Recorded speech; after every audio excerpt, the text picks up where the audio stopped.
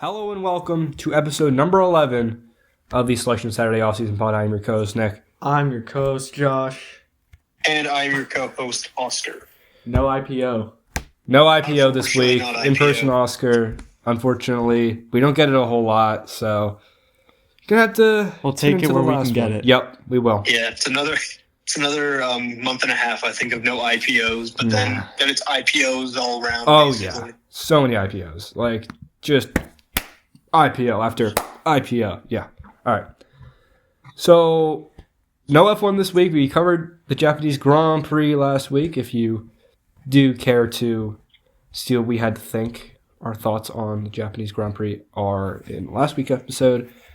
Today, we're going to start off with some March Madness thoughts, and we'll close it with just quick NASCAR predictions as we always do, and then the Texas Children's Houston Open of the PGA Tour. So, We never did champion predictions. oh yeah, I guess it's George Russell. a little too late for that now, but It's basically, from what it looks like, it's going to be Team Mercedes and Ferrari. I'll take Liam Lawson. Okay. And I'll take Fernando Alonso. All right. So, I'm just going to go through the games here on the bracket challenge, and then I'll think of some points to talk about because there were some good basketball games this past weekend. Oh, absolutely. We'll start off with Duke and Siena. Siena basically playing nobody on their bench because, let's face it, they were all trash. The 5 guys on their starting lineup are the only 5 basketball players there. The other were freshmen that really weren't March Madness caliber, even for a mid-major. So, I mean, you even consider Siena like a low major, considering they were a 16. And, yeah. They made March Madness. Yeah, they did. Props to them for winning the MAC? Yeah, no. not the Mac. Not the MAC. Well, not the MAC, I'm saying. Oh, I'm sorry. Oh, okay. I should really know this. It is the MAC. Yeah, they were in the MAC. Yeah, they kept it close, but unfortunately, playing 5 guys for 40 minutes isn't really sustainable unless you are the New York Knicks. So, I want to talk about TCU. oh, I mean, do you not have any thoughts on Duke and Siena? Well, all right. Are we gonna bring up our debate about Oh, teams being yeah. close because of Well, that's just Siena basketball, and Duke clearly wasn't playing up to their Well, they were missing their big man all weekend, basically. Yes. So I feel like, but even then, they should have a better than Siena backup. And the problem was they were locking down Cam Boozer. He couldn't do anything. Caden had to carry the team. And they just weren't ready. They just didn't look like they wanted to be there. They just assumed Siena would be trash. And these low majors, they're taking guys from D2, D3, who are really good ball players. That's how UMBC made the tournament. They had like 10 D2 guys on the roster. well made the playing games. They won the America East. They don't do that very often. So, and they're ball players. I'll give them that. But we are not going to see a whole lot of mid-majors in the Sweet 16 going forward. No. All right, TCU. Ohio State TCU broke a lot of brackets. Ohio State. Oh, it did not break my bracket. Well, good job, Oscar. Ohio Yeah, thank you. I was State very was happy. embarrassing. I couldn't believe what I was watching. They couldn't shoot the ball, and when they could at the very end, it was too little, too late. It was a sad watch. First game of the year, and I never get this one. I always get it, but apparently, I got cursed by Josh. Yeah, so. Dang. I was pretty happy about the result. I was in the car with my mom at the time, though, so I was more focused on what was in front of me. That's actually a good game, idea. But I had her pull the game up on her phone, so Hey, I was aware of what was going on. drove more miles than Oscar Piastri. All right, let's. Okay. Nothing really to talk about St. John's. Yeah, did anyone have any thoughts on St. John's, Northern Iowa? I said that St. John's went on upset alert, And No. I guess You were so far off. yeah, you and I wasn't too confident in that, but I wanted to pair them up with Kansas and Cal Baptist and like, hey, those are two pretenders. Don't watch out. And then All right. but Northern Iowa be fair, is way too high in my opinion. Cal Baptist was a little close. Cal Baptist was closer than I thought it would be. kept it close, and Yeah. let's be honest, 13-4s aren't too common. I thought that was the most probable, and from the looks of it, I think they were the closest 4-13 because Hofstra didn't really. Well, they started off well. Yeah, but everyone. I'll go started into well. that later. And then Troy, holy cow, Oh my B2A. goodness. So I wasn't totally wrong. Darren Peterson. I don't know I forgot if this was the St. John's or the Cal Baptist game, but I think he shot 33%. This guy. I think it was both. This guy should not. This guy should not be a number 1 overall pick. I was excited for him heading into the season, and yeah, it's just been problem after problem after problem. I think I think the Boozer Bros are both better than even Caden. I like Caden more than Cam, but that's just. Caden's a lot better than I thought, honestly. Yeah, he's stepping into his role very well. I feel like they just decided that Cam was better, and I feel like Caden will never escape that. Kind of like the Asar. No. Because I feel like Like the Marquise and Marcus Morris, or Markeith and Marcus Morris, or the Miles and Mason Plumley and Marshall Plumley. Because I feel like Amen was always the better brother, but I feel like Asar's been doing better in the NBA. But I always associate the better brher with Amen, and I feel like Really? Oh, yeah. I say it's Asar. yeah. I mean, it probably is, but when I think of the Thompson twins, I think of Amen first, and I feel like not Carlos. Caden will always have that shadow, even if he does end up being better than his brother.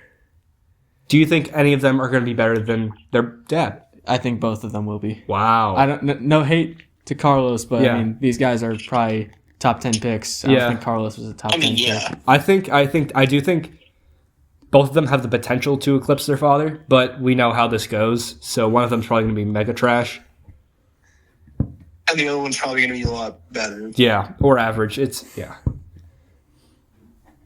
All right. Louisville, South Florida.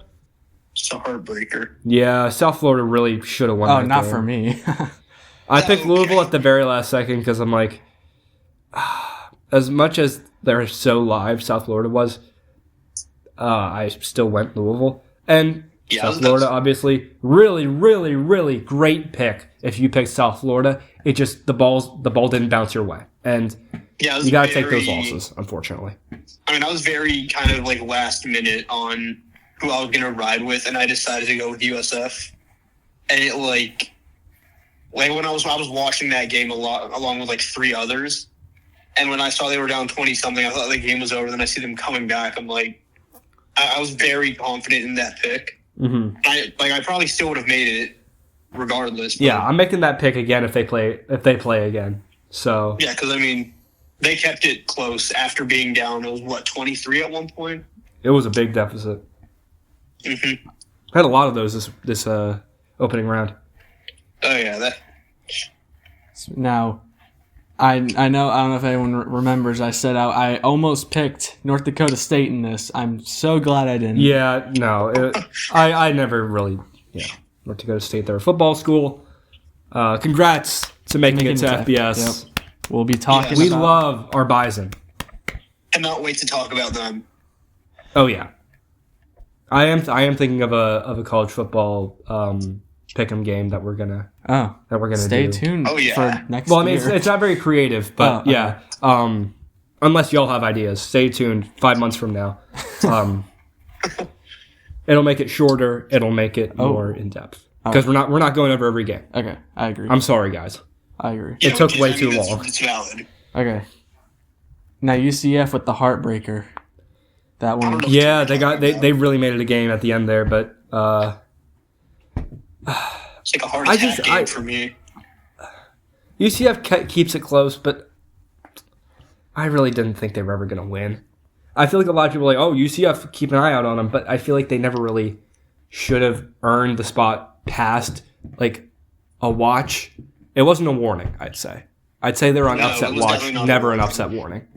I say they win that game 1 in 5 times. They keep it close 5 out of 5 times, but Well, I mean, yeah, I feel like they could definitely keep it close, like if they kept playing repetitively. But I mean, it's like, I don't think UCF is really that much. Like, I don't think they're better than UCLA. I don't think UCLA is that much better than UCF, though. Mm-hmm. And then UConn, close one against Oh, Furman. yeah. Oh, yeah. Oh, my goodness. Oh, They went away there at the end, but if anyone was watching the game. what's the name of that one player on UConn? I can't Solo think of Ball? his name. No, not Solo Ball. Caravan? Their big man. Hold on, I'm pulling it up. UConn, Terrace Reed. When I was watching this game, Right. and I'll go into this in the second round as well. He is a rebound machine. I was telling my brother he is the main reason they won that game against Furman. He's had a huge tournament. Absolutely, yeah. I full-heartedly believe that he's the main reason they beat Furman. Oh, yeah. I mean, the only reason that a lot of these lower seeds have been losing is because there's been a 7-foot white European man just hogging rebounds, whether it's for UNC with their guy. Yeah. That guy. Yeah. He comes to mind immediately, but there's a lot of a 7-foot big dudes who are just tearing down rebounds. Who had like 25 points and 25 rebounds? Oh, That was Terrace Reed. That was Reed? Okay, yeah. Yeah, that was Terrace Reed against UCLA. Yeah. Just a monster. all right. We'll finish the East. Okay. So Duke over TCU, not really much to say there. Duke, No. TCU was keeping it close for a very long For time. the first half, yeah. Yeah. okay, well, like Duke pulled away at the end there. Duke got their get back. It's because I started watching and they're like, oh, we got to turn it on. I'm sure. Yeah. And then St. John's game-winning layup. Yeah, I didn't get to watch that when I was working, but good for the Johnnies. You know, Kansas, we all knew they were fake. St. John's is probably also fake, but they're not a 5 seed. They're a 4 seed. They're less fake than Kansas. Yeah, they're less fake than Kansas. They'll probably drop one to Duke, but who knows how fake Duke is? We don't even know. So the East is surprisingly the most competitive division. I thought the East was going to be closed for Duke. It was just Duke. It's probably the most wide open. I feel like any of these teams. Yeah, Duke, St. John's, Michigan State, UConn, they're all live. They all have weaknesses. They all have strengths. It's going to be great 2 games. Yep. Oh, yeah, it's going to be amazing. Michigan State, my they're probably my current favorite to make it out of this. Michigan State's got some guys. I was really down on Michigan State while making my bracket, but like Michigan State's got what? Cohen Carr. They've got their big man. Fears. They got Fears. Mm-hmm. Honestly, after watching the first 2 rounds, I feel so much better. Like, I feel higher on Michigan State than I did before, before March Madness. After seeing how they've been playing, For sure. because I feel like it's different than a Duke, where Duke plays close games against teams they should be annihilating. Yeah. And it's like kind of the same for Michigan State, but they can win gritty, tough games if they have to. I feel bad because I think if Cohen Carr does go to the NBA, I don't really know if he's going to do that well, just because he's really athletic and he's talented, but like that's kind of Ja Morant, and Ja Morant, he's good, but is Ja Morant taking that next step? Not really. Well, I mean, he's also got plenty of off the court issues. Well, who says Cohen? I mean, I'd say he hasn't really done anything since the gun situation. I mean, but that happened twice. Yeah. Yeah, but And then didn't he have like a drug abuse or a PED like suspension after that? It's every NBA player has a PED suspension. That's fair. That's not relevant. Yeah. All right, and then UConn, they got their get back. Was this one close at all? I kind of don't remember this at all. It was close for a bit, but then it was like I was saying, Terrace Reed was just under the basket, getting like every rebound known to man. I think he almost had a 30-30 game, Mm-hmm. which was, I think he had 31 points and 27 rebounds or something like that, which was insane. I got all of those right. Same. I think, I'm pretty sure the East is actually the best part of my bracket. Yeah. I got one game wrong out of that entire thing. It was Ohio State TCU. Yeah, same. Same, yeah. Oh. Or no, I got the USF game wrong. Yeah. But that's the only game I've gotten wrong out of the East. All right, the South. We don't have to talk about Florida Prairie View. Ooh, man. I mean, every time you check back, it seemed like Florida had scored 20 more points and Prairie View had lost 5. Like, they were not even remotely competitive. Oh, my goodness. Prairie View. I was not surprised at all by the outcome of that game. I was more just... I had labeled Florida as probably the worst 1 seed. And I also did. Now it's kind of... Yeah. Now they might be the... Well, never mind. They're not the best because... they are the worst. We'll get to that. Yeah. I think we talked a lot about deserving play-in teams versus solo 16s and solo 15s. And solo ball. But I think it's very, very clear that Lehigh and Prairie View were the 2 worst teams in the tournament. Oh, yeah. They neither deserve to really be there, in my opinion. Especially during the play-in game. It was oh, my gosh. very depressing. So bad. Clemson and Iowa. This one made me angry. This one also angered me a lot. Well, I picked Iowa, so this is great for me. Good for you. I did not, as you can tell by my reaction, but I don't think I watched this one. I think I was working. I watched it, and I feel like I should remember this. I don't really remember what happened. Oh, yeah. Oh, wait, no. That was the next. I remember Florgaris. Yeah, well, Fulgaris made the game winner the next week. Or the next round. The next game. Yeah. Yeah, I don't remember this at all. I don't remember this game as well that much either. That's the thing. I don't know why. This was the game that really annoyed me during the first round. Well, I mean, okay, let's just go to Vanderbilt. Amir Oracan. Amir Oracan is gone. I was so happy seeing Vanderbilt win. Yeah. I mean, as much as I love the Southland and how it is the McNeese Invitational every year, this wasn't a McNeese year.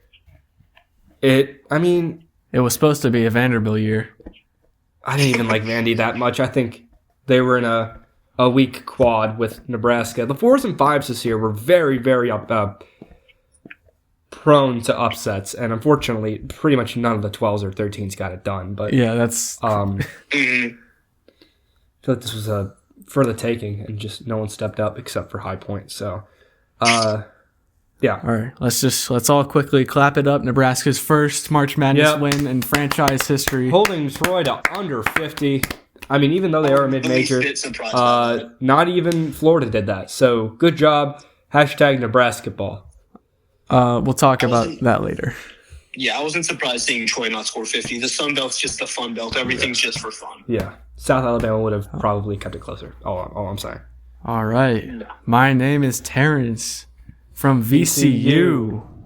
All right. VCU gets the dub. I feel like everyone and their mother. This was the popular upset pick that usually ends up being the one that everyone gets wrong. Yeah. But this year, looks like we were all right. That was an amazing overtime game. Yep. Oh my goodness. I loved seeing the 7-foot white guy get upset because, I loved all of it. Death to 7-foot tall rebound merchants. European white guys. Yeah. All right. Illinois, they would have lost if they played Yale. I don't think that's true. I don't think they would have. Yeah, no, probably not. Yeah. But I think it would have been closer, like maybe a 10-point game. All right. Well, now that Florida's out of the South, Illinois is easily my favorite to make it on to the Final Four. They were already in my Final Four, but that just made it easier. I think Houston making it out of the South in my Final Four. I'd say Houston probably has the advantage, but they always lose games, so Illinois can definitely win it. Yeah, but I mean, Nebraska's looking so good somehow. Nebraska ball is they don't. The problem is they don't statistically look very good, but they win games. They're like the Fresno State of the basketball world. If I see them line up against Houston, I'm going to be glued watching that game because I'm going to be shaking in my boots. Hell, I went in versus Nebraska. That's the Heroes game. That's the wave to the Children's Hospital last game of the year. the Shriners, the children, the Iowa Wave. Oh yeah. Yeah. All right. Now let's all put up our middle fingers to St. Mary's. Yeah, what the heck, dude? St. Mary's was I was supposed to be... happy, actually, because I picked Texas A&M. Dude, St. Mary's is such a good team, and they just didn't look like it whatsoever. They were terrible against Texas that game A&M. just looked Texas A&M really didn't bad. even have to put up that much of a fight. They were just trash. And, they just took advantage of St. Mary's that were not on their A game. And I think they had their starter only play bench minutes due to an illness. So that screwed everyone. At It least was it honestly a screwed me. pretty forgettable game, but I was pretty happy by Texas A&M beating St. Mary's. I Because it was remember one of being the mad during that less game. popular upsets. Yeah. All right, and then Houston, Idaho. I don't remember this at all. Yeah, because you didn't I watch didn't it. even watch You this want to know game. why? Because it's Houston in the first round game, and they always beat their opponent by 50. Well, they only won by 31. And it was 10:38 or 10:30 p.m. when we were naming all the obscure 2023 college football players. I thought that was during the second round. I thought that was first round. No, that was around to 32. Was it? Um, I wasn't even here. No, because both those times I think you were playing on here, and I was watching the games on my computer. Okay. Never mind. Yeah. All right, we'll dig in deeper into the South. All right, let's address the elephant. Yeah. Florida, the Gators go down to the Jayhawks. Jayhawks. That's Kansas. Sorry. The Hawkeyes. Hawkeyes, not the. I'm not mad by the outcome. I'm mad that Florida didn't even attempt to get the last shot up. Yeah. Oh yeah, that was so weird. I'm not weird, but that's. I at least try taking a shot. Unfortunately, I was working during this game and had to be notified via a friend coming into Giant that Florida had beat Iowa. And I'm like, or Florida had lost to Iowa. And I'm like, huh? Iowa? Yes, Iowa. Wow. So, and we'll pair this with the The other Florida. elephant in the room. Yeah, Vandy loses to Nebraska ball. Yeah, that was game of the year. Or game of the tournament. So good. That game was insane. I mean, back and forth. You get Tyler Tanner basically making the game winner, and it just rims out. Oh my gosh! It was it was back and forth the entire way through. There was literally not a boring moment in that game. I feel like it's hard to not be happy. Obviously you can't be happy if you're a Vanderbilt fan because I picked Vanderbilt. I was so upset that they ended up losing and Tyler Tanner's shot didn't go in. That would have been cinema. But they were an inch away from winning, but they had an amazing game overall, and I feel like they'll be back next year in March Madness. I hope so. I think Tyler Tanner's a draft prospect because they don't have the eligibility rules here. So I'd assume Tyler Tanner's a draft prospect. I don't know, but he's nice. So. Tyler Tanner is so good. All right. How about Coach's kid? Hoiberg getting was he the one who got the layup, or was that someone else? He was dishing. I remember Coach's son was getting some buckets. So now my Sweet 16 for that part of the South is completely wrong because I had Florida Vanderbilt. Yep, same. Yeah, I don't even care about the Iowa-Nebraska game. Yeah, the Heroes game. Yeah, it's a rivalry game. Yeah, I know. All right. Oh, it's gonna be fun though. Illinois crushed the dreams of ECU. We knew. Unfortunately. Yeah. By the way, Hubert Davis gone. Oh, yeah. Hubert Davis did part ways with North Carolina. His name slipped my mind when we were talking about that game for some reason. Yeah. I think they probably should have given it a little bit, but whatever. I think, his best player was injured, but still, you should beat VCU, even with one guy down. But VCU's got Martelli and the boys. So. No, but you got to be ready for the next guy up. Like, you can't, you can't just have 5 guys. Whoa, 5 guys. 5 guys. And expect to win. You have to get that depth. They have to have that next guy up mentality, honestly. Yeah. Especially if you're a blue blood like UNC, but yeah. Blue bloods historically get overhyped in the tournament, and half of them go down in the first 2 rounds. Yep. Mm-hmm. All right. And then once again, Houston taking did care of not business. watch. I mean, I probably did, and I just did not care. I don't think I I watched honestly this. don't think I've watched a single Houston game I don't think I have in the either. last like 2 tournaments. I can name like one Houston player, and that's Kingston Flemings. Yeah, I start paying attention to Houston in the Elite Eight because If that's they ever make it. no, because that's when they start losing. They start that's losing the when- Sweet 16. They lose in the round of 32 if they're not careful. As someone who picked Houston twice in a row, they did make it to the championship last year, but their fate was pretty early 2 years ago. I don't know why I picked them again, but hey, they got close. Arizona, Long Island. Who picked LIU? Who tried to convince me to pick LIU? People may who have like been- Long Island iced tea over Arizona iced tea. Well, that's just not even true. I never told anyone to pick Long Island.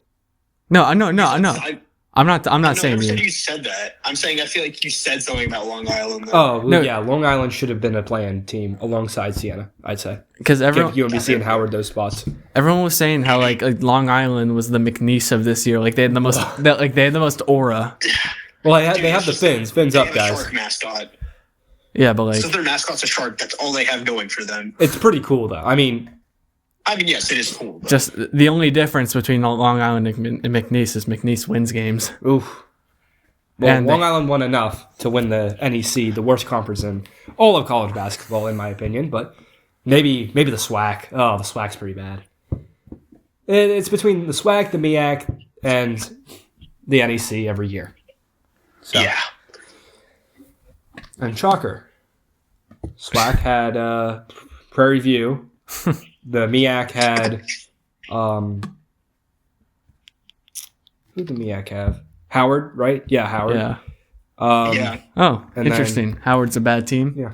That's really funny. Huh. All right. I already analyzed that game. What? We don't need to go over it again. All right. Nova loses to Utah State. Everyone knew it was a trap game. Yep. Jordan Love's team won. Jordan Love actually scored 30 points in that game, by the way. I don't know. That's something you don't really see anymore. Yeah. Villanova was just getting that blue blood boost in terms of hype, and Yeah. it came crashing down like everyone expected. All right. High Point. My guys at High Point. Oh yeah. I said Wisconsin was on upset watch, and Oscar predicted High Point to beat Wisconsin. And I what do you did, know? yeah. This is why you listen to the pod. I was very torn watching this, being a well-known Wisconsin lover in terms of anything to do with sports up there. But I had called them out for being frauds, so I was also pretty. I was confident in calling them frauds. So seeing that High Point won, watching that game was insane. Oh, yeah. The dude whose name I can't remember, he Number made his 99, first- man. made his first 2-point His- shot all season, And it was the biggest shot he's made ever. I mean, like cinema. it's March Madness. Mm-hmm. I'm just sad that there's no White Boy of the Year so far. He is white boy. Chase Johnson? Yeah, but he won one game. You have to. Yeah, you got to make it to the Sweet 16.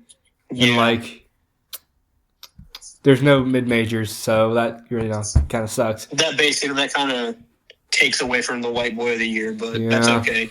He was our Jack Golke for a game. I don't know, you could go freaking the Alabama dude. He's black, so yeah, I think that wouldn't work. disqualifies. Yeah, he's just a fun player. Who am I thinking of? Phylon, LeBaron Phylon. Is that his name? Maybe. LeBaron. Yeah, LeBaron Phylon Jr. So crazy. Close enough. It's the next LeBron James. All right.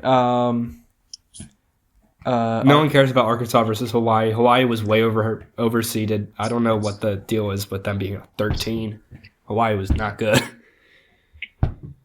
They just I was come from just the Mountain surprised West, seeing and they how- just It's people the first know time what I've the seen Mountain West Hawaii are. in anything. Yeah. I don't think I've ever seen Hawaii in anything till this March Madness. I was like, what the heck? What's Hawaii doing here? Yeah. It's like, what's the polar bear doing in Texas? All right. We don't have to go too deep into this next one. So Josh put out the most delusional take of the year on this podcast last week since my F1 picks. When he said that BYU was going to be in the Final Four, despite 6 season-ending injuries. And, injuries all over. AJ DeBonsa, he had a pretty good game. Only problem, he can't do it all. And Texas, they beat NC State. Texas also has more than one guy playing entirely based on them. Richard. They got that one dude with the really long last name. Texas basketball. I cried. Roster.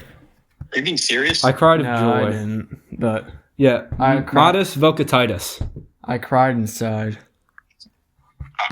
Well, that was your fault. I was without hope for like at a good 30 minutes.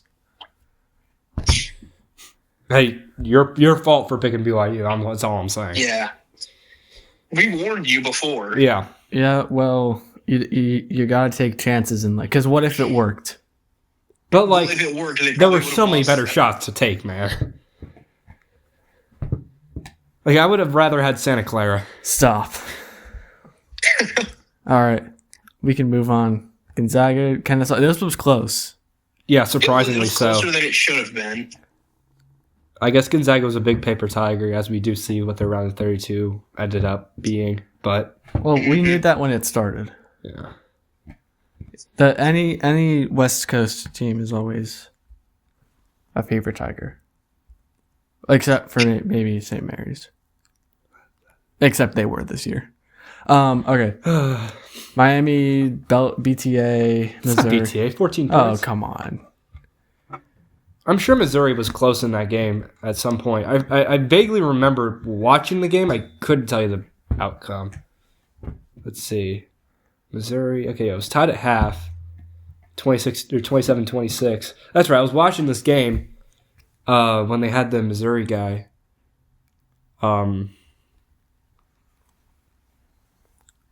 Like the Missouri prospect, like on the commentary for like half the game.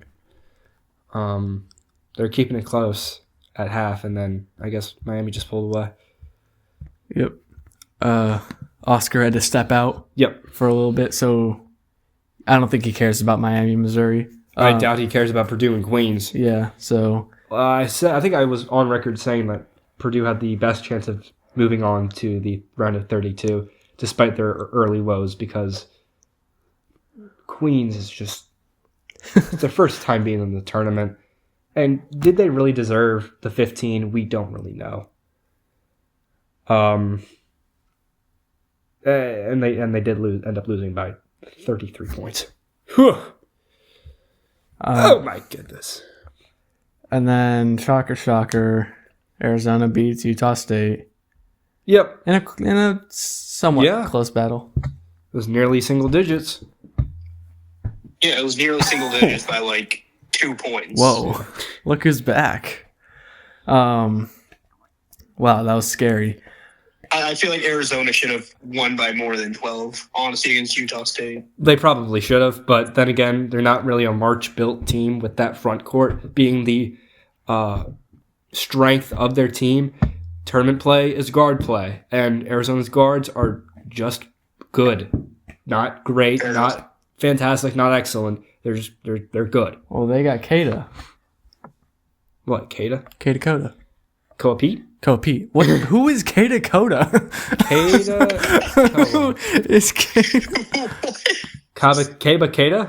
Oh, yeah, Kava Kada. That is BYU. Yeah, it's still on my mind. He played 24 minutes and got 5 points, 4 rebounds, and fouled out. That's right. I remember this guy. What a He's game. terrible. Hey. All right. Shut up. Okay. High Point was nearly the darling of the century, but I was low-key rooting for Arkansas. I think everyone would. No one wanted Rooting Arkansas. for Arkansas, but I would have been so happy seeing High Point beat Arkansas. I was fine with either outcome because I've been a High Point guy since they came onto the scene in the Big South 1 or 2, maybe 3 years ago. Just High Point, just You great did name a for a High college, Point. by the way. Great name for a university. They're like decently local, and then Hell of a basketball team. Yep. Now, not as big elephant, but it's a decently Actually, sized can I go elephant. back to Arkansas one more time? It was Darius Acuff, guys. Oh. Getting his signature shoe. Oh, Is he? Yep. Wow. really? So everyone's going to be rocking the A-cuffs. I would. Such a good player, Yeah, dude. next time I'm IPO, I'll make sure to wear the A. Yeah, please sport the A-cuffs. With what company? It's a good question. A-cuff, sig, shoe. I think it's Reebok. Yeah, it's Reebok. All right. First basketball player to have a signature All right. shoe since Never John mind. Wall for Reebok. That's a while. Interesting they went A-cuff and not like an NBA player. Or even like a boozer. Well, they're trying to get him early, and Acuff's the hot guy right now. Yeah. No one likes the boozers right now. They've been not doing very well. Oh, I think Caden Boozer. No, they've been giving me heart attacks like constantly. Yeah. They Um, don't know how to run the offense. It's really sad to see, but all right. okay, let's move on. The semi-big elephant. Yeah, guys, But- it's the crazy 11 seed miracle Cinderella run. The slipper still fits for Texas.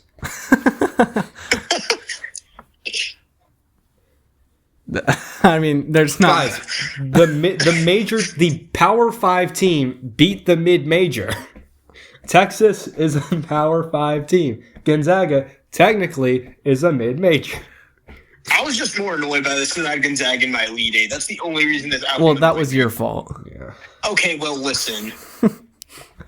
You never count Mark Few out. Yeah, that's true. I Still doesn't have a natty, but I already have. Gonzaga was terrible before, or at least mid for the mid-major level before he got there. So the only tournament he's missed was the COVID year tournament. Everyone missed that tournament. So all right. I'm rooting for a Purdue Arkansas right now. I think I'm rooting for a Purdue Arizona, maybe. But I wouldn't be. I don't. Actually, no, I would. I think I have Arizona in my Final Four, so I'd be pretty mad not seeing them in my Final Four. I have Arkansas in my Final Four, and that is Oh. if I told 10 minutes. I mean, no, not 10 10. minutes ago, you. If I told like a month ago me I had Arkansas in my Final Four, I'd probably I'd get rid of myself. Wow. But no, they're a great team. I don't like the coach, but what are you gonna do? Calipari? Yep. Yeah, I feel like Arkansas is so live to beat Arizona to just match up well against them with the I the feel guard like it'll be a play. great game. They probably won't have the bigs to stop Koa Pete and the new guy, not Keita. No, it's Keita Koa. Let's see, what's his name? Braden Burries, yeah. And Koa Pete are probably going to be a little bit too much. No.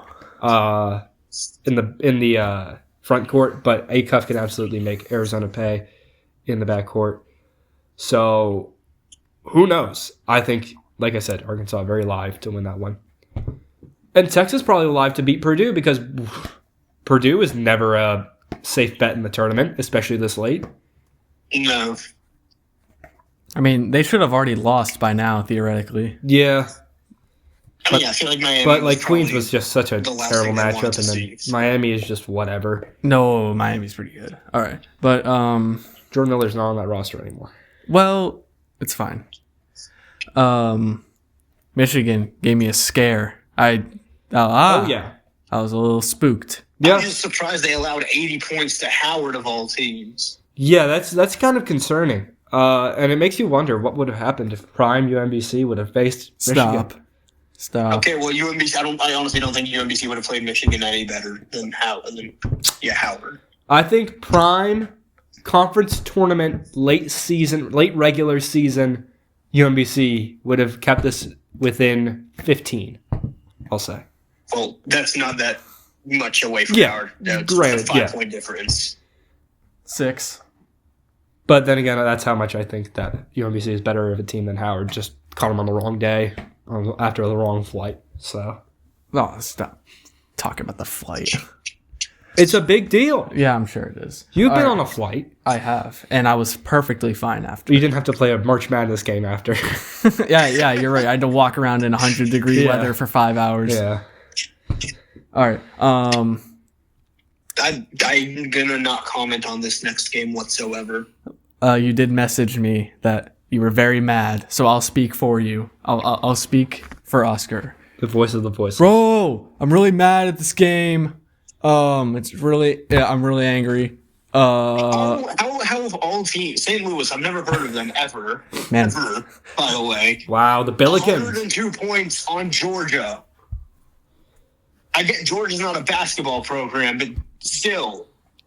Yeah, so St. Louis was tapering off near the end of that season in the conference tournament. It was not looking good for St. Louis in the A-10 tournament and the latter half of the A-10 conference play. And then they come out, led by UMBC legend Deion Brown, and just smoke Georgia. Well, clearly.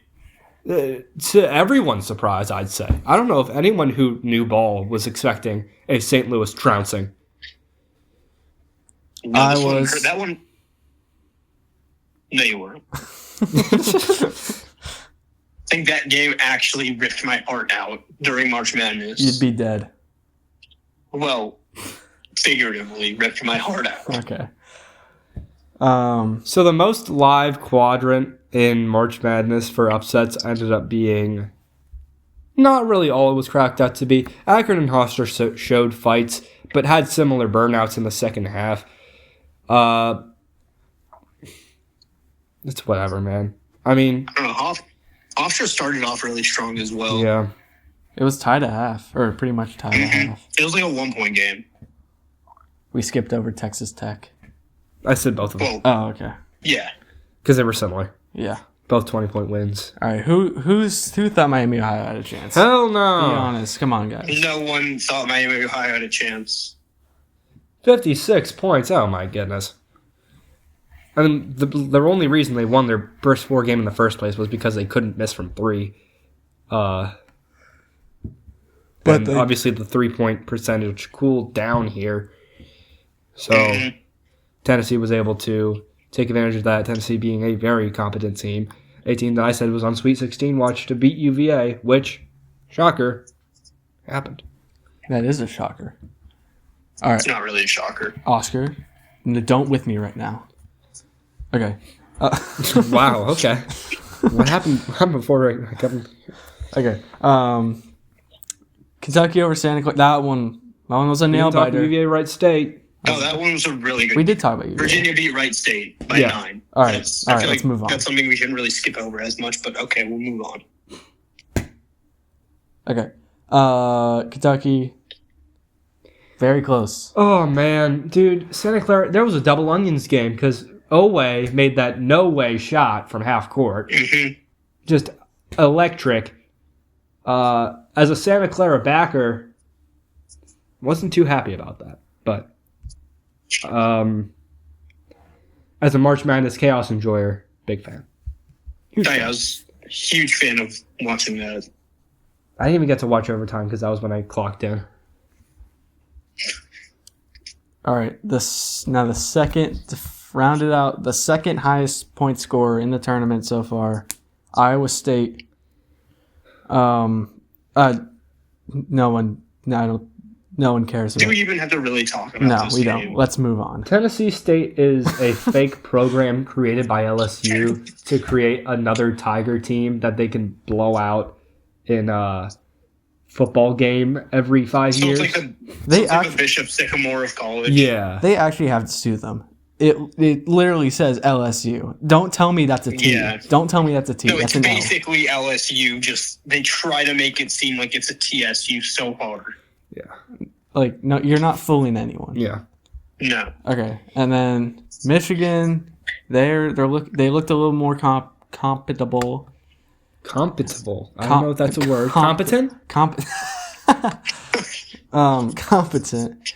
Look, I play basketball. I don't play school. Look at Cardell Jones. Yeah, they look more competent in this game. I'm excited about the future now. Yeah. I didn't want. Oh, whoa. I mean, did we really expect St. Louis to make it to the Sweet 16?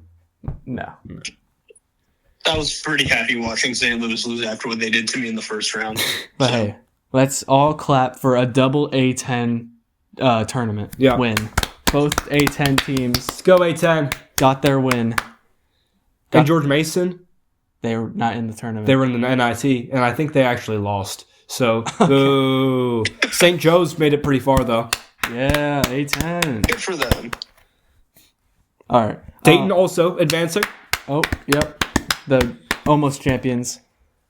We I know. We wouldn't have. I was going to say we could have had a 3A10 tournament, but they said if Dayton won, then VCU wouldn't have been in, which would have changed everything. It would have changed everything, I'd say. All right. The more things change, the more things stay the same, though. Alabama belt to butt.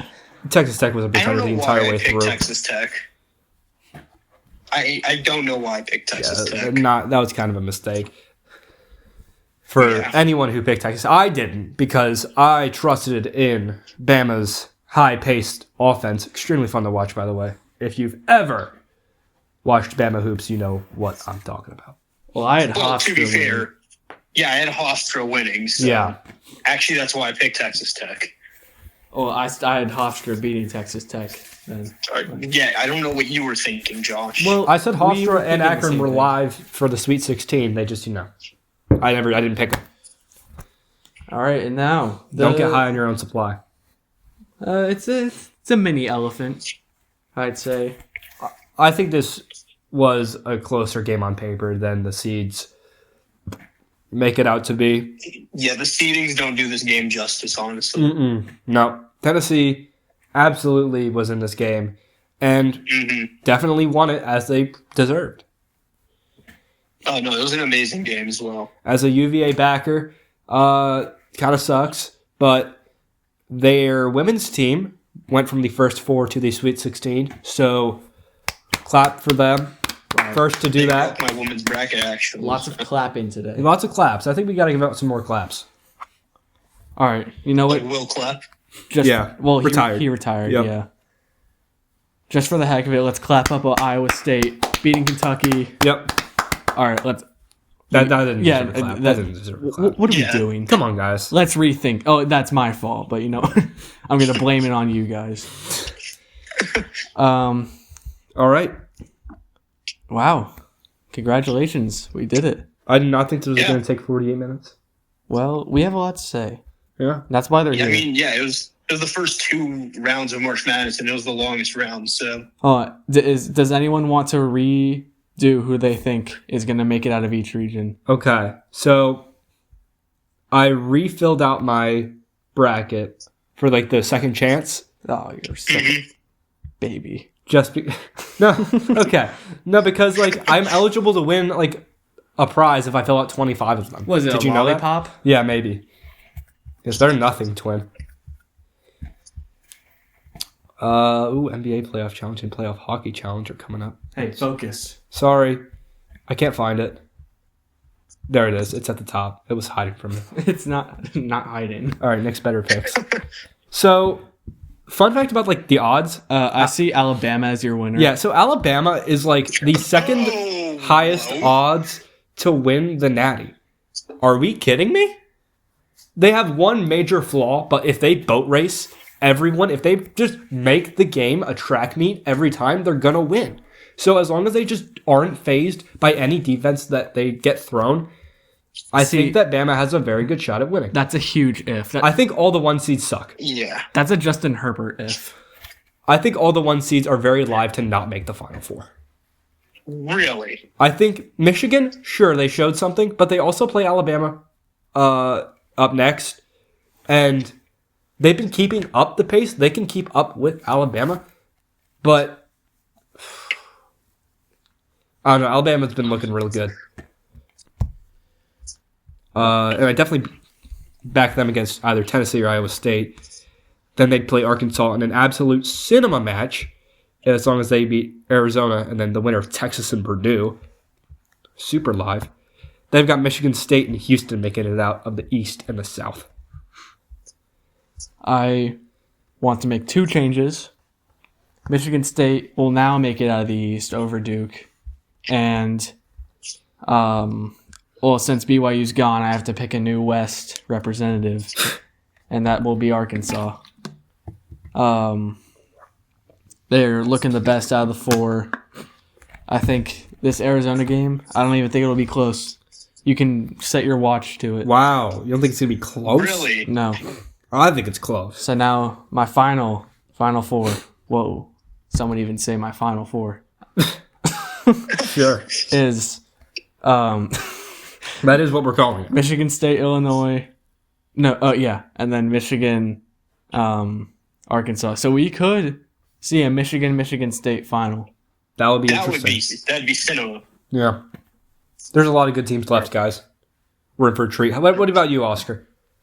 Well, I don't have too many major changes, I guess, to my Final Four because I have like my Final Four right now is Duke, Houston, Arizona, Michigan. Okay. I feel like it's just as iffy as the one seeds have been. I do think that for the most part, my Final Four will stay the same. Mm-hmm. But I do think Michigan State will come out of the East over Duke, honestly, especially after those first two games. They were very, very questionable. Yeah. And I do actually have a Michigan State final as my final. I do think Michigan State would beat Houston in the Final Four. So I think Michigan, honestly, I think Michigan, in my opinion, is the front runner right now. That's probably a good opinion. They're the team that's shown the least cracks, but people do forget that Howard game was really in question until the very end. Oh yeah, no, that Howard game is definitely in my rearview mirror. But that's worrying. You know, like how many points are they going to let up to Alabama? Like 140? Like, well, let's just I feel like that. Let's tie this. Go ahead. Sorry, Oscar. No, go ahead. Okay. Let's tie this into a little F1 reference. Mercedes at the beginning of the year was sandbagging so that no one knew how good they were. What if Michigan's doing the same? Exactly. I really hope that's what Duke's doing because by the looks of it, they're looking like prime Aston Martin over here. So, not prime Aston Martin. Bro's been watching F1 for 1 year. That's their prime in the time that I've been watching was when Fernando Alonso didn't get last. Yeah, that's looking like current day Williams out there. Yeah. Oh yeah, that's sad. Michigan State. I do want to say this. I want to apologize to Alex Albon. Oh. Not for anything in specifically, just like I feel like he's the least talked about driver. Yeah. And I just want to give the man some recognition. You know, he's been there for a couple of years now. He's been working his tail off, at Williams, at pretty much hell. Honestly, I think I'd rather be at Alpine than Williams. Okay. At least Alpine has some upside. Is that what we're calling it these days? Look, not even Carlos Sainz can, really do a lot in that thing. And well, I mean, he did pretty good last season. Yeah, he got one podium. Or was it two? He got two podiums in the Williams. Lewis Hamilton didn't get a single one in a Ferrari. Well, Lewis Hamilton was going through a hard time. So was Carlos Sainz. Carlos Sainz he went from doesn't Ferrari to go Williams. through hard times. Carlos He went from Sainz, Ferrari to Williams. That is hard times. You're getting you shut up. No, sorry, I was talking to Nick, not you. Oh. Okay.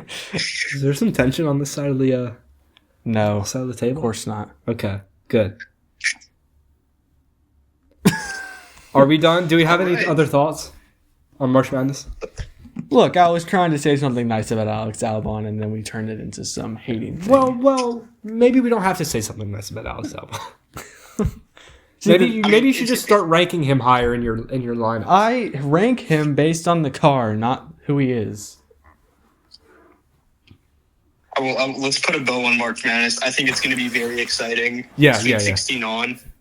Especially, I mean, I feel like Texas honestly I feel like they could do something, not that it would be like a Cinderella run. Yeah. But I do think they have the momentum. Not even, because there are obviously teams that are a lot more talented than them. They have an extreme amount of momentum right now. and it's hard to beat momentum. All right, quick little exercise here. Most boring Final Four possible. I'm going to go with Houston, Iowa State, Whoa. Purdue, What? and the Johnnies. Yo, that's a hype Final Four. Dude, yeah. I would get bumpy. White boys get bumpy to that. Purdue, Iowa State, Houston, and the Johnnies? Yes. All right, for me, Johnny's. Oh, most boring. Most boring. Duke. Probably. Nebraska's electric. No, Duke, Houston, Texas. No, but Texas is 11th seed. I don't give a crap. I don't care about Texas. And then Tennessee. If that's the Final Four, I'm not watching. I feel like We need another, I'm most boring. FAU, San Diego State. No, that was so boring. That was fun. No, that one was not fun to watch. I don't know what you're talking about. That was a crazy, and it ended up being won by like 7 seed UConn, right? It was funny that they were there. Yeah. But like when you actually saw, I don't remember that. I mean, I remember it was San Diego State, UConn. I don't remember anything of the game. Yeah, well, yeah, because it was we were it was in just a basketball game. Charleston, No. or we were in Savannah. Yeah. And it was the most boring finals ever. I don't even think we didn't even watch the whole thing. I think I fell asleep. No, I think we turned it off. I probably fell asleep That and then says it all turned it right off. there. You either fell asleep or you turned it off, basically. That was a funny Final Four. Yeah, it was a funny was Final a Four. It goofy wasn't Final fun to Four. watch. It was so long ago. You mean the most boring one? For real? I think so. That was like 3 or 4. No, that was 2 years ago. It's It was UConn not 2 years coronation, ago. but that's true. Back to back. So that was 3 years ago. Because that was the first of the back-to-backs, right? Because they beat Purdue the next year, and then it was Florida beating Houston. So that was 3 years ago. Oh, okay. Boom! So my most boring Final Four will be Duke, Houston, Purdue, Iowa State. Exactly. All right. I mean, it's just the most predictable outcome, basically. But I feel like that would still produce some good basketball.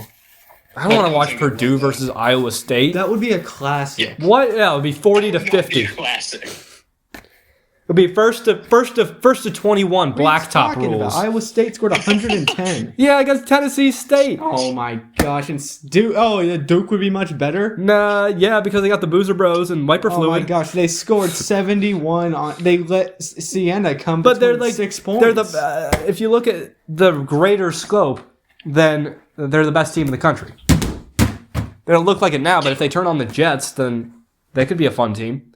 If Duke actually locks in, then it could be fun. But right now, Duke does not look like Duke. a team that they just look like they're sputtering, basically. All right. Okay, that's the bow wrapped right, given to a present, given. We'll a give it little- to John Rothstein. With a little sticker on it. Yep, with a little sticker saying Yeah. to John Rothstein from Selection Saturday. I'm sure he'd love it. Yeah. Oscar, would you like to talk about anything else? I mean, there's not a whole lot to talk about. I've been trying to keep up with the NFL news. Puka Nacua. That's all I'm yeah, gonna that's say. right. Right. Was that But, confirmed true? I think it's alleged. It's still alleged, but Okay. I think what I'm going to try to do, while there's not a whole lot going on in the world of sports for me, is I'll come back at the end of segments with some sports world news. Some If that's talking all right with points. you guys. Uh-huh. Yeah, just some talking points. So do you want to stay on for now, or are you heading out? No, I'll head out now, and then Okay. we'll regroup next week, see Oh, okay. if the talking point thing works out. Okay. So, guys, get excited for that. Oscar's gonna be our little Who does the news for the Pat? I feel like there's a. Oh, actually, hold on. For It's like Pat McAfee. Oh yeah. Hey guys, the Masters coming up. Oh Yeah. There are Masters coming up. I'm excited for that. That's basically how the Pat McAfee show goes. Oh okay. Because I mean, he's got like 7 guys to rattle his things off of, so they all just start clapping. They're like, Yeah, they- "Hey, Masters coming up." Yeah. Yeah. Yeah, just 3 guys. They in play the- butt buddy in the with little each studio. He has 1 guy on the big screen. Yeah, AJ Hall. AJ Hall. Who's the guy on Colin Coward? Like, What the other dude? Jamie? No. Joy Taylor? Like No, not Saturday Night Joy Live. Taylor. Why smoke the reefer when you can smoke a perk? Shut up. On the guy that his co-host.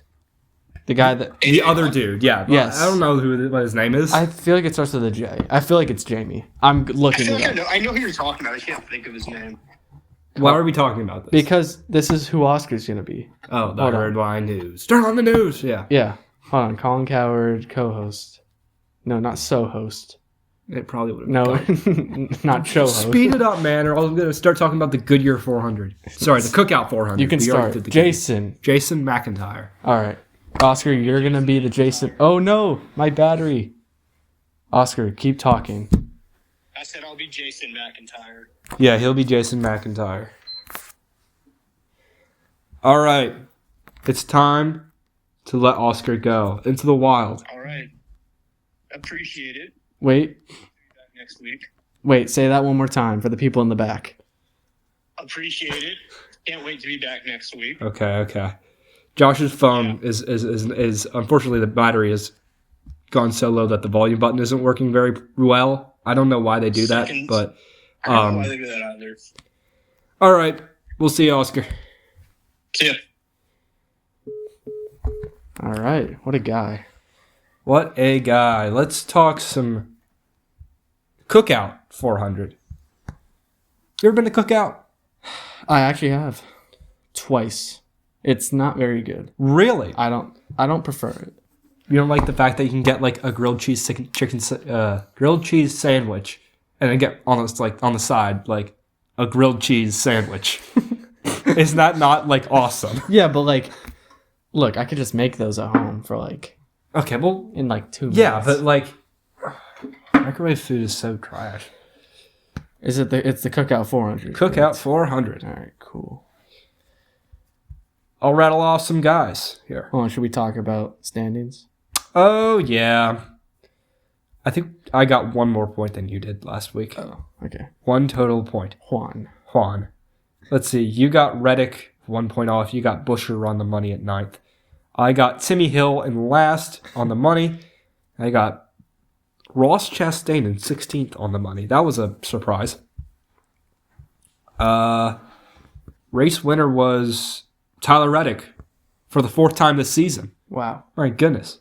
I mean, he's won every race that he hasn't run a Michael Jordan scheme in, because the past 2 races he had run the Michael Jordan scheme, the Air Jordan scheme, and placed like top 10, but didn't win. And then he switches off from it at Darlington. Shocker. Surprise, surprise. Reddick goes back to the winner's circle. That is just a theory. A NASCAR theory. Yeah.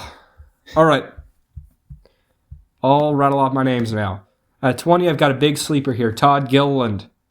Hasn't been seeing a whole lot of success. He's not a sleeper. What do you mean? He doesn't see a whole lot of success. I mean, He's the favorite to get 20th. front row. He's the favorite to get 20th. Is Yeah. that for real? Front row's been pretty awful. Was above him AJ Allmendinger? Cindric. Okay, good. I didn't go full chalk. That's good. AJ Allmendinger 19th. That might just be a homer pick, but he does typically have this 1 or 2 short track. We are at Martinsville. If I don't think I mentioned that. Pretty sure we're at Martinsville, right? No, they're at Bristol. I forgot. They are at. We're at Martinsville. Good. Hot dog land. Great hot dogs, as they say. I'm being for real. No, I mean I believe you. I would hope that they would have good hot dogs. No, but they're known for hot dogs. Oh, if it's called hot dog. Well, I land. was just calling it hot dog. Oh, okay. I forgot what they call it. Well, they call it the paperclip. I'm pretty sure. Oh. Does it look like a paperclip? It does look like a paperclip. Well, see, now that makes sense. Oh, it does. Yeah. See. Ooh, Wow. it's a paperclip If I saw that, I'd be like, "Yep, paperclip." for real.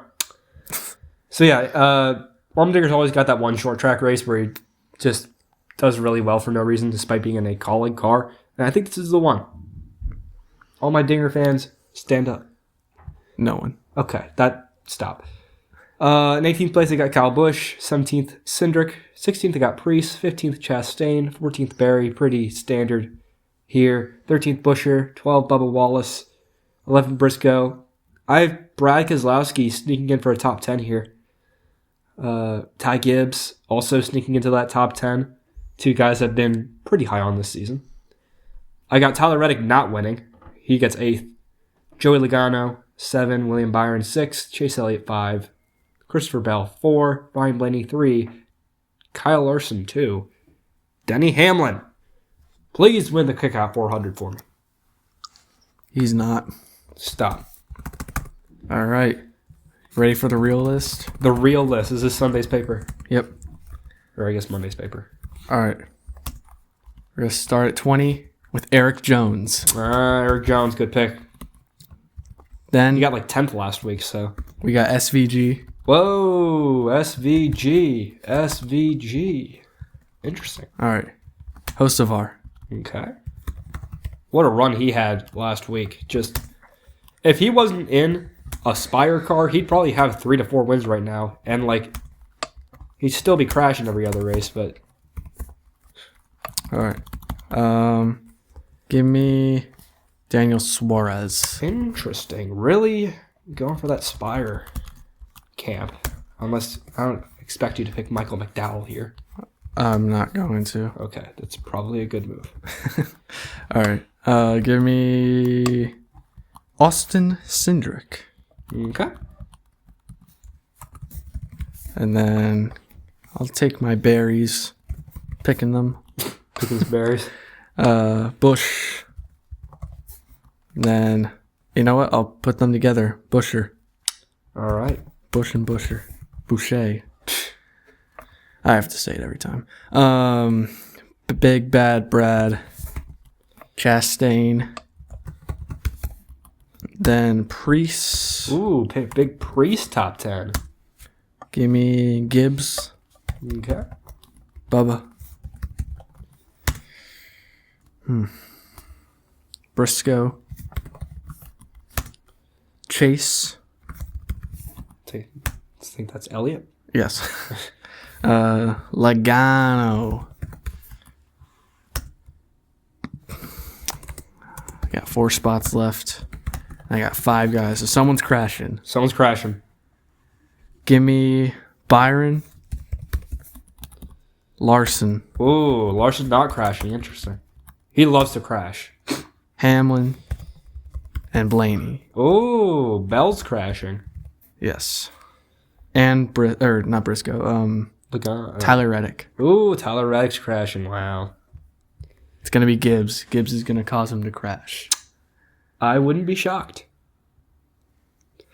All right. Last place. Yeah, last place. I'm taking Cody Ware. What? You know what? Yeah, no. Since I do the document, I get the first pick, and I'm picking Cody Ware every time. Although you can take Austin Hill. He's the only open car here. No. And he loves to crash and be a tub of lard. No, because this guy reminds me of one of my favorite actors, Matt Dillon, so I'll take Ty Dillon. Wow. I love Matt Dillon. You used to be a big Ty Dillon guy. Well, things have changed. Things have to change when the pod goes live, you know. Raise your hand. At home, raise your hand if you're a big Ty Dillon. Not Ty Dillon. If you're a big Matt Dillon fan. Who here likes Coppola? Yeah. All right. I bet y'all are having so much fun. All right. The Texas Children's Houston Open. This is what puts the butts in the seats. Sure. Not the Masters in 2 weeks. We're talking Texas Children's Houston Open. Well, I'm talking the golf. Oh, yeah. That's what we put on the thumbnail every week. It's the main event. All right. I'll start with my 5 then. Well, hold the phone. Whoa. We need an update. Standings. We need a standing update. So Josh has pulled ahead mightily, Yeah. getting the Matt Fitzpatrick win. Oh, yeah. 1,500 points. And Matt Fitzpatrick, top European, plus 333. So we got 1,833 points. I got one mere Matt Fitzpatrick top 5, 300 points. So Josh is now in the lead, commandingly, 4,384 to 1,505. I'm going to need a miracle. Well, I mean, there's still plenty of season left. Yeah, but it's not looking good early. Should we do double points for Masters? Or okay. It's already hard enough with all the live guys. Oh, yeah. My 5 is going to be Nikolai Højgaard, plus 510. This is the, I think, lowest odds guy on my board, which is shocking because I always pick the favorite. I'm not picking the favorite to win this week. I don't think Minwoo Lee is all that he's cracked up to be. Although, now that I say that, he's definitely going to win because he has this event figured out. So, be on Minwoo watch, but I'm not picking him in my top 5. I am picking Nikolai Højgaard. He is the premier scrambler in short grass. And scrambling is huge here at, I think it's like Memorial Stadium course or whatever. Memorial, it's a boring name. Open course. Memorial Park. I like TPC Sawgrass more. That's kind of rad. Nikolai's tapered off in the results column. He got cut here last year. So you'll notice that I didn't take a whole lot of recent form and I was into account and I overlooked a lot of course history. Just because of the nature of this event, I feel like it's very, very weak. Like, especially weak. So, super live for anyone to win. Now that I've said this, of course, Rasmus Højgaard will probably win the tournament. Now that they've made a stance, I'm fully expecting him to do so. But my pick, Nikolai. All right. So, when making my list, I'm thinking of who in this tournament can actually realistically get a top 5. Uh-huh. Because, let's be honest, everyone likes Jake Knapp. Yeah. Is he going to be top 5? I don't think so. Yeah. We all like, well, we'll talk about this later, but like Shane, well, okay. Wyndham Clark. What's wrong with Wyndham Clark? He's not getting top 5. Fair. He's probably getting top 20. But we're here for the top 5. True. So I'm picking guys who can get the top 5, and that's why Ryan Gerard is my number 5. He's gotten top 5 multiple times this year. He's a 620. Okay. And I just think I want guys who have experience in that area of play in these smaller tournaments. It's fair. Because there's not many of them. Yeah, but he's been just fine the past few weeks. He had a great end of his winter, start to the season, and it's just not been there. But then again, same with Nikolai. So my 4 is going to be Marco Penge. That's who I was going to mention. Plus 610. He's never played here. He's fresh off, I think, the Corn Ferry Tour.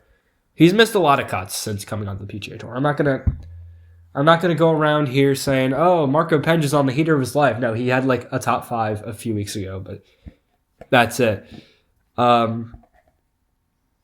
He just hasn't had a course that played to his strengths, and the last time he did, unfortunately, he did miss the cut, which is why I'm very hesitant on Marco this week. But I'll let the pendulum swing. He's got the carry distance off the tee to put himself in great positions. I mean, just bombs it. The only person who bombs it more than him is Aldrich Potgieter. And Aldrich Potgieter is even worse than Marco Penge. So. All right. My 4. Yep. Gotta do it. Gotta go with the kitty cat. Kurt Kitayama. Wow. That is a 490. He showed flashes early in the season. Yes, he did. And we haven't really seen much from it since. But it's going to happen eventually. It will. And I want to take the risk. And I believe he's one of the guys that can get the top 5.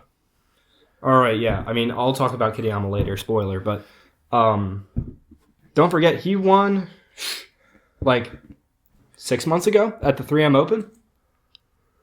That's not that long ago. Kurt Kitayama, a sleeper. Not really a sleeper because he's near the top of that leaderboard, or the top of that odds board, but he's no Minwoo Lee, who everyone's in love with this week. My 3 is going to be Harris English, plus 630. He's just the definition of consistency. Aside from the players. Unfortunately, the players was his worst tournament in quite some time. But before that, he was very consistently finishing in the top 30 in decent fields. In a really bad field like this one, he can definitely elevate that up to a top 5. Finished T18 just last year. And he's a very, very smooth putter. So he's not going to lose any strokes putting. All that matters is the around the green play, which is so crucial here. And then hitting his irons. We'll see how well he does those 2 things. And then driving, you can shank it 10 million feet wide right and you'll still be fine. So. All right.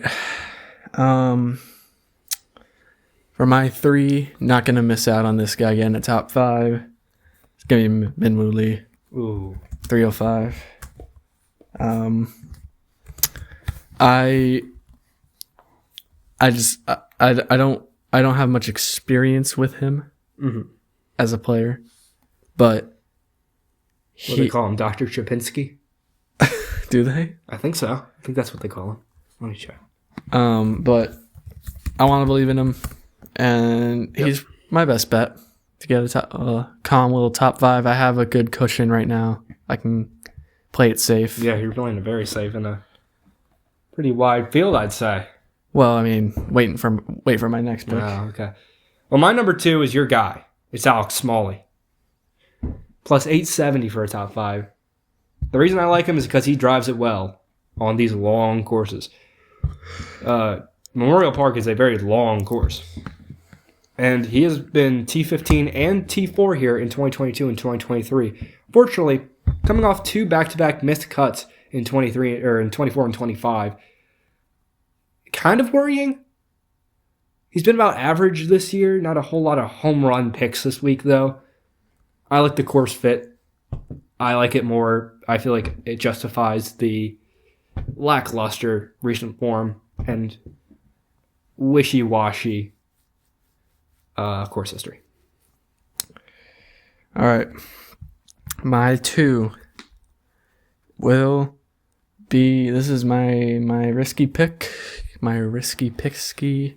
Risky Bitsky. It's time for the orange. Wave the orange. Eat the orange. Juice the orange. Whoa. But no matter what you do, the orange wins. That's a 475. That is not the longest shot you have on the card. Really? That is your second highest odds. Or second lowest. Okay. But Ricky Fowler's always a risky pick. Yeah, that's fair. Well, I mean, he's not a risky pick if the end of the tournament ends after 54 holes. Okay. I don't have too much reasoning. I just have these feelings about some guys every once in a while, and hey, I'm crushing Nick right now, so it's got to be working. Yeah. How about we go for the winner of the Texas Children's Houston Open? Last year, I predicted Kurt Kitayama to win the 3M Open. This year, I'm predicting him to win the Texas Children's Houston Open at plus 2450. This might be a heart pick. He is my favorite golfer. Him, Ricky, Scotty, Victor, they're all up there. Not Victor Perez, Victor Hovland. They're all up there. Ben Griffin's up there. Isaiah Salinda, I think, would round out my top 6. I like the approach game, especially on a long course such as this one. He's got 2 all right finishes in the 30s here, but he's smooth. He's consistent. The field's getting worse and worse by the moment. He had a bad week last time out at the Players, but was doing just so great before that, and people just don't talk about Kitayama enough. I got a feeling that it's a Kurt Kitayama weekend and that the kitty cat is mewing. All right. My number one should come at no surprise to anyone. Burnsy. Just kidding. It will be a surprise. I've never picked Sam Burns. I don't think at all. Wow. That would be a 230. I mean, hold on. 2,300. 2,300. Bang. Bang. Look, made almost major burns. We all remember that. The water. I'm surprised how like popular, because like I feel like people still talk about that now. What? Like I still see videos about the US Open? yeah, and Burns not getting the ruling. That was a big moment. Well, I mean, the US Open was probably tournament of the year, other than like the Masters last year. Yeah. Well, can we check in on how that winner's doing right now? Rory? No. Oh, JJ Spawn? Who? Yeah. Who? Might be the coldest golfer on tour. Oh my gosh, that guy sucks. Yeah, but Burns. It's because of his little putter. Well, he's little himself. He's the stereotypical Los Angeles resident. Yeah. So funny. I still remember him like last final round. He chips it in, or he chips it close to the hole. I think it goes off the flag stick, and you know how the greens are at The Open. the U.S. Open, that golf course in Pittsburgh that I always Oakmont, and it just rolls off. It cuts to the ball rolling off the green, then to JJ Spawn looking at it, very confused. Back to the ball, back to JJ Spawn, back to the ball, back to JJ Spawn. It just keeps going. It's hilarious. It was so funny. Best JJ Spawn moment of the year, other than that electric putt that he made to win the U.S. Open. Holy cow. What a tournament it was. Yeah. Too bad nothing came of it. Yeah. Too bad we're going to have to see JJ Spawn in, like, every major. All right. Last place. Of course. I'll go first this time. I don't get to go first. Don't pick my guy. Also, I picked the last time Sam Burns was mentioned here was when I picked him at the American Express, which was when Scotty Scheffler won, and I picked him, and you picked him too. Oh. I physically can't pick Justin Lower. Oh, he got in. I did not. Someone must have withdrawn. Hold on.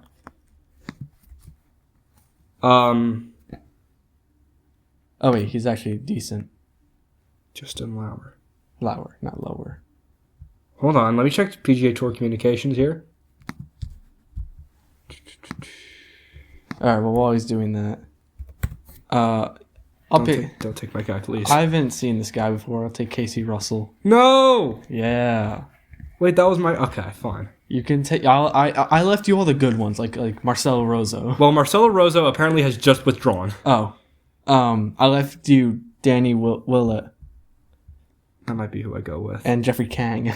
Yeah. Oh, yeah. Actually, I think I might pick Jeffrey Kang. What about Aaron Wise? It might be wise to pick him. Okay. Sorry. No, that's okay. So I did have a write-up for Casey Russell. No, wait. I'll just pick Casey Russell too. I'm picking Casey Russell. All right. I guess you have no integrity. I write the document. I'm picking my guy. So Casey Russell is once again not on Data Golf. Apparently his last PGA tournament was a pre-COVID U.S. Open. And he was probably one of those club pros that gets in on the longest day of qualifying of golf, or whatever we call it these days. Don't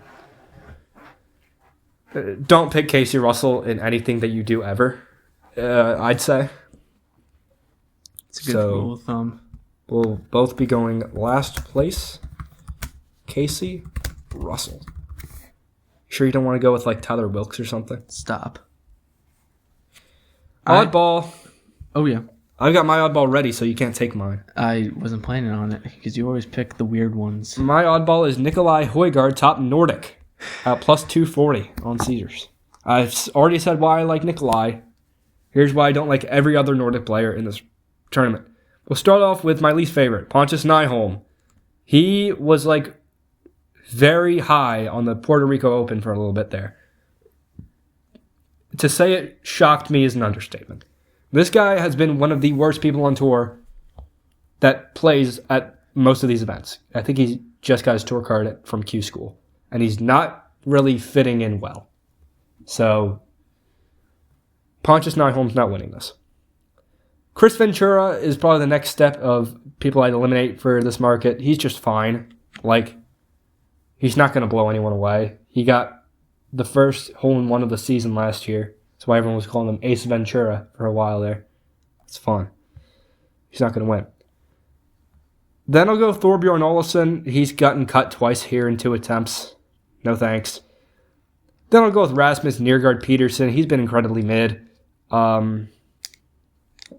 Just not placing very high anywhere, even though this is a course that statistically should favor him. He just really hasn't been taking advantage of those tournaments as much as I'd like for him, especially when he's going against the Højgaards and Chris Wrighton and Me. Sure. Speaking of the Højgaards, Rasmus is the next guy I'll eliminate. His around the green game and scrambling game leaves a lot to be desired. Nikolai is very much the better Højgaard when it comes to those, and those two just so happen to be the 2 stats you really need to succeed. At Memorial Park. Chris Wrighton, I'd say, is having a very similar career trajectory as Rasmus Nergård Peterson. He's putting up results. They're not great results. They're not terrible results. They're not going to win you a market like this. And then the most impressive guy, actually, is probably a better pick for this market just because he's so unfavored. So his odds are so inflated because he is an alternate. He got into the field due to the withdrawal of Michael Kim. And it's Jesper Svensson. Being slept on by the general public. He's doing well in models. Let's see where I put him. There it is. He's great at putting on these poetry of greens, avoiding the 3 putts. Off the tee, he's great. All the Nordics are great at off the tee, so we're going to see a lot of Nordic players place decently high. I'm saying like more than half of these guys make the cut. It's going to be a competitive market. Also good on the long courses. It's like, what's not to love about this guy? But unfortunately, he's missed a lot of cuts as of late. So you can't really back Jesper quite yet. But if you want to get in on him early, now would be the time to do so. I am not. I'm going with Nikolai. He's my guy this week. All right. Hopefully that gave you enough time to find one. Yeah. Whole lot of yapping for something that's not going to happen. Wow. Give me a Ricky Fowler first round leader. Oh. That's 4,000. Yeah. Before the Sunday Orange. Yes. Look, it's a gimmick. No one actually cares about the Sunday Orange. I do. All right. I love the Sunday Orange. Well, it is on our logo. So. It is. And who made that logo? Who made that awesome logo? Josh made the incredible logo. Wow. Yeah, but might as well go all in. I did this with Blades Brown. Didn't really work. Yeah, but no. It's got to work eventually, and I'll get huge points from it. So, yeah. You'll double your points total, basically. Yep. All right. Well, we expected this to be the short episode and it ended up being longer than most. So sorry if we kept you. But if you did make it this far, we'd really do appreciate it. Oh, yeah. Josh, you just got poetic things on your mind. I can just feel it. Would you like to... I was thinking about it during that time when you were talking about it. Yeah. Well, All right. what did you conjure up, man? We got to send them off. All right. So, when you're driving, Yeah. you can't booze it up, Ooh. or else you're going to get an A cuff. Oh,